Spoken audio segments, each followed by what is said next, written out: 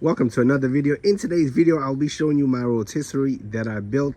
I will show you pretty much how I did it. So on the bottom, I used cinder blocks, then covered it with regular rocks just to make it look good. Then I put like a 4-inch concrete slab all the way underneath here. I built this thing right here for storage space. First, I wanted to use my motor on this side. Then when I realized it wasn't at the right angle, so I had to put it back over there. I'll show you that in a second. So that's how it looks like right here. I built like a stand so I can put all my stuff while I'm pretty much grilling. Then I used the fire bricks to pretty much create like a shell on the inside where I'll be putting all my charcoal. And as you can see right here, I got 2 chickens. They're roasting slowly but surely. And as you can see, the spikes that I used, pretty much screw them onto the pole right there. Very easy. You can get these pretty much anywhere. I'll have some links in the description box below as well. This is how I built the openings. The reason I did them this way is so I can adjust. Let's say if I'm cooking something and I want it to be lower, I can raise the height back and forth.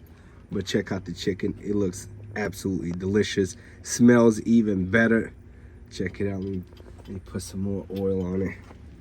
So you put some little bit of oil, and then when it drips, it creates that smoke, and that's how you get that deep smoky flavor. All right, so now to the most important part. Let me show you the motor, which I have all the way on the other side. Check it out. This is how I have set up. I got 2 4x4 posts holding it up. This is the motor that I'm using. That's the model number, the serial number, all that important. This is actually not the motor, this is the motor itself. So check it out, the fan is going. Hopefully it will be able to zoom in so you guys can see it. But as you can see, it is a humongous motor. It is huge. Also have this thing right here which pretty much controls the gears. I bought this at Lowe's, drilled a hole through it, and then put 2 bolts. Super simple. And then I have the control module. Check it out. So with this control module, I'm able to control the speed.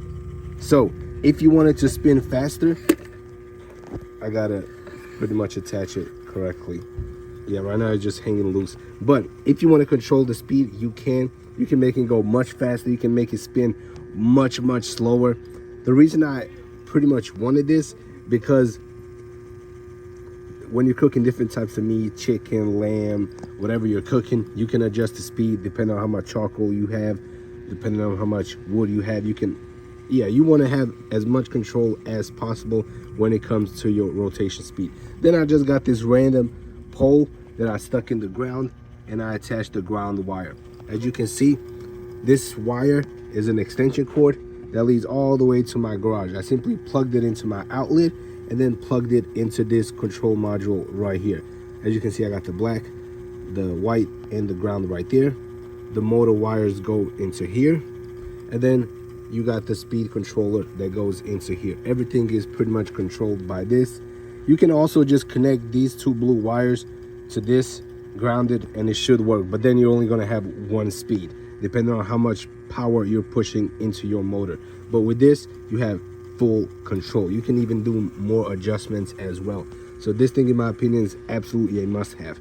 So I spent $100-something bucks on this whole setup, but you can get these motors on Marketplace and like local flea markets like dirt cheap. I've seen some big old motors go for like 40, 50, 60 bucks. Obviously this will cost you a little bit more, probably another 40, 60 bucks. This will cost you about the same, 40 to 60 bucks. But sometimes you can get the whole kit, like these 2 are combined.